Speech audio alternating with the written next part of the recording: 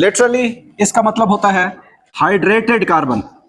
These are the compounds of carbon, hydrogen and oxygen in which ratio of hydrogen and oxygen is same as in water. इसको carbohydrate क्यों कहा गया? H2O में 2:1 है। इसी तरह आप ग्लूकोज में देखें C6H12O6 तो 12:6 2:1 बनती है। Some compounds same ratio 2:1 but not carbohydrate. कुछ कंपाउंड हैं भी कार्बन, हाइड्रोजन, ऑक्सीजन के, रेशो भी सेम है लेकिन कार्बोहाइड्रेट नहीं है, तो फिर तो ये डेफिनेशन सही नहीं हुई। मिसाल के तौर पे अगर आप कंपाउंड को देखें C3H6O3, ये है लैक्टिक एसिड। ये क्या है? तो इसमें देखो कार्बन, हाइड्रोजन, ऑक्सीजन का कंपाउंड है और रेशो भी 6:3 क्या बनती है? 2:। रेशो सेम है, कंपाउंड में एलिमेंट्स भी कार्बन, हाइड्रोजन, ऑक्सीजन है, लेकिन फिर भी ये कार्बोहाइड्रेट नहीं है, एसिड है। अच्छा, इसी तरह ऐसे कंपाउंड्स भी हैं जिनकी रेशो नॉट सेम। रेशो से मुराद हाइड्रोजन ऑक्सीजन की ratio, not same as water but they are carbohydrates. इसकी एग्जांपल क्या है? C5H10O4, ये डीएनए की शुगर है जिसको डीऑक्सी राइबोज कहते हैं। डीऑक्सी राइबोज ये डीएनए शुगर है। हाइड्रोजन ऑक्सीजन की रेशो अगर हम देखें तो 10:4 है। 10:5 होती तो 2:1 बनती थी, लेकिन ये 10:4 है। It is not 2:1। तो क्या किस वजह से इसको कार्बोहाइड्रेट नहीं कह रहे और इसको कार्बोहाइड्रेट कह रहे हैं? उसकी वजह है इसका फंक्शनल ग्रुप। इसका फंक्शनल ग्रुप केमिस्ट्री में पढ़ा है फंक्शनल ग्रुप के बारे में? फंक्शनल ग्रुप किसी भी कंपाउंड को एक प्रॉपर्टी देता है और बेटा कार्बोहाइड्रेट के फंक्शनल ग्रुप्स की बेस पे हम डिफाइन करेंगे। हम carbon, hydrogen, oxygen elemental composition पे डिफाइन नहीं करेंगे, हम उनकी रेशो पे डिफाइन भी नहीं करेंगे। बात समझे? किस पे डिफाइन करेंगे? फंक्शनल ग्रुप पे डिफाइन करेंगे। किस पे डिफाइन करेंगे? फंक्शनल ग्रुप पे। इसका फंक्शनल ग्रुप जब हम देखते हैं,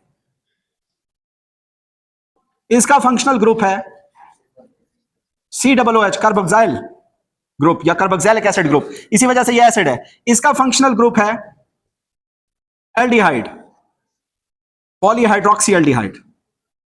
बेटा कार्बोहाइड्रेट्स जो है they are compounds of carbon, hydrogen and oxygen which are, जो होते हैं पॉलीहाइड्रोक्सी एल्डिहाइड और पॉलीहाइड्रोक्सी कीटोन्स। ऐसे कंपाउंड जो या पॉलीहाइड्रोक्सी एल्डिहाइड हो या पॉलीहाइड्रोक्सी कीटोन हो, कार्बोहाइड्रेट उसको कहेंगे। जो कोई तीसरी चीज है कार्बोहाइड्रेट नहीं है। केमिस्ट्री में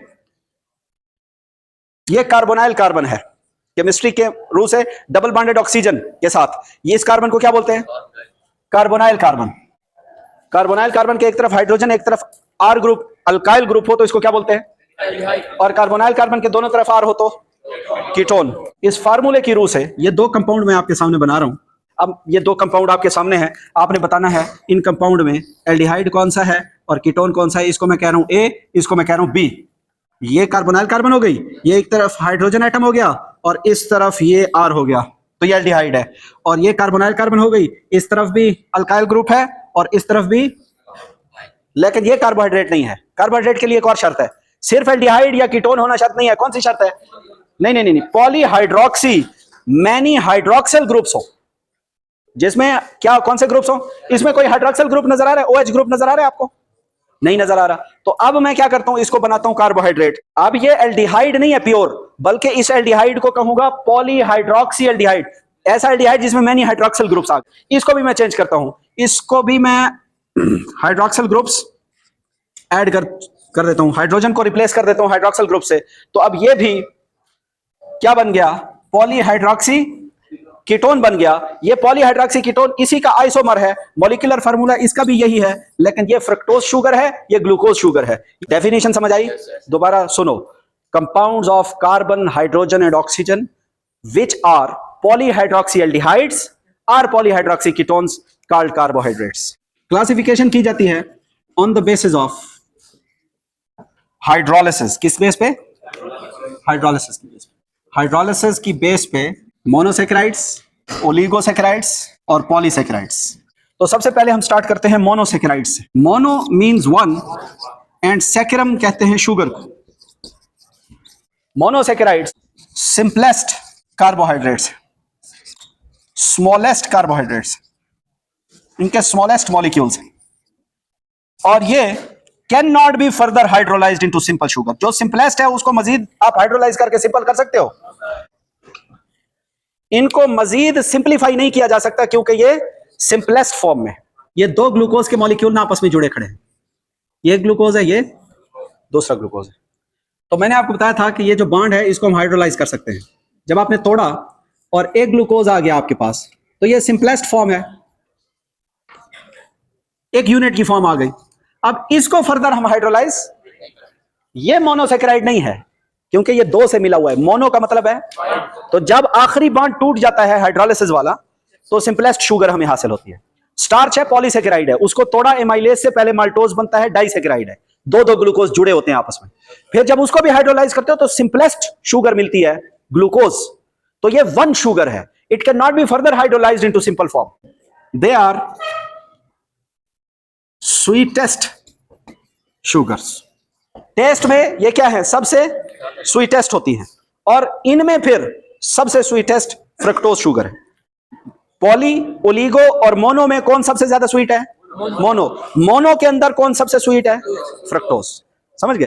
और ये इजीली सॉल्युबल हैं in water, sparingly soluble in water. पानी में डालो, चीनी जब पानी में डालते हो तो उसको भी हिलाना पड़ता है ज्यादा, उसके बाद जाके हल होती है, तो वो लेस सॉल्युबल है।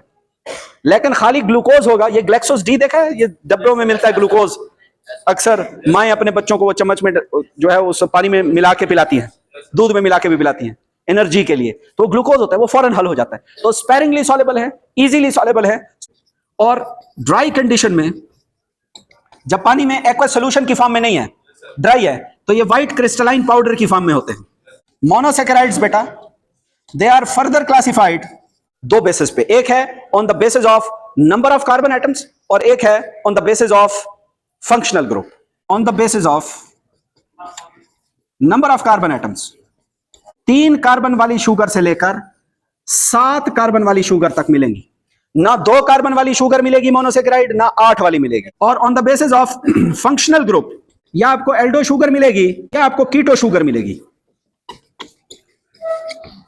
On the basis of functional group 2 किस्म के monosaccharide, aldo sugar, keto sugar. On the basis of number of carbon atoms, किसमें बताओ कितनी होगी? ट्राइओजेस, टेट्रोजेस, पेंटोजेस, हेक्सोजेस, हेप्टोजेस, 5 किस्म की। एक चार्ट बना लेते हैं आपकी आसानी के लिए, और इसमें से सवाल आते हैं, गौर से देखें।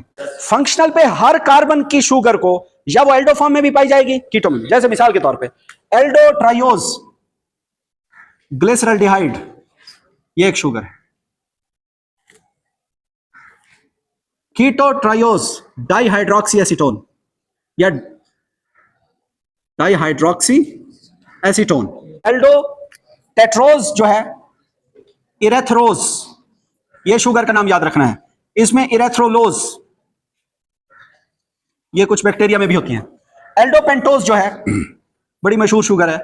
राइबोज जो आरएनए की शुगर है, और डीऑक्सी राइबोज जो डीएनए की शुगर है, ये दोनों क्या हैं? एल्डोपेंटोज है। जो आपको पूछे, आपके डीएनए में एक सवाल करे इसी से कि आपके डीएनए में कौन सी शुगर है, और नीचे ऑप्शन में पड़ा हो ये एल्डोपेंटोज है, एल्डो हेक्सोज है, बात समझे? तो आपको ये पता हो कि ये शुगर जो राइबोज या डीऑक्सी राइबोज है, ये एल्डोपेंटोज कैटेगरी की है। कीटोपेंटोज, राइबोलोज, चौथे चैप्टर में एक शुगर का जिक्र मिलता है डार्क रिएक्शन में, उधर मैं याद दिलाऊंगा आपको। डार्क रिएक्शन में पहली शुगर जो प्रिकर्सर मॉलिक्यूल इंटर होता है, फोटोसिंथेसिस में लाइट रिएक्शन होता है और डार्क रिएक्शन होता है। डार्क रिएक्शन के अंदर जो पहली शुगर उस रिएक्शन को स्टार्ट कराती है वो राइबोलोज है, और राइबोलोज एक कीटोपेंटोज शुगर है। क्या है? अच्छा, एल्डोहेक्सोज बहुत सारी हैं, ग्लूकोज है, गैलेक्टोज है जिसका जिक्र है, या मेनोज है।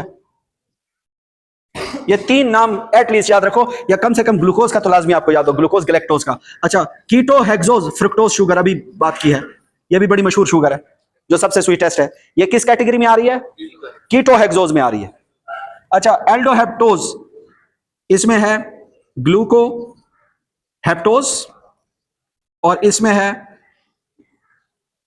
सीडोहेप्टोलोज। सीडोहेप्टोलोज, बात समझ आ गई? तो ये कैटेगरीज आपने, ये जो रेड में मैंने लिखे हैं, ये आपके एमसीक्यूज की तैयारी है कि आपने इन शुगर के नाम एटलीस्ट याद रखने, कौन सी शुगर किस कैटेगरी में आ रही है, और ये पूछा जाएगा आपसे। तो शुगर ये on the basis of number of carbon atom है, ये on the basis of functional group है। फंक्शनल ग्रुप की बेस पे जो है वो या एल्डिहाइडिक फॉर्म में होगी या कीटोनिक।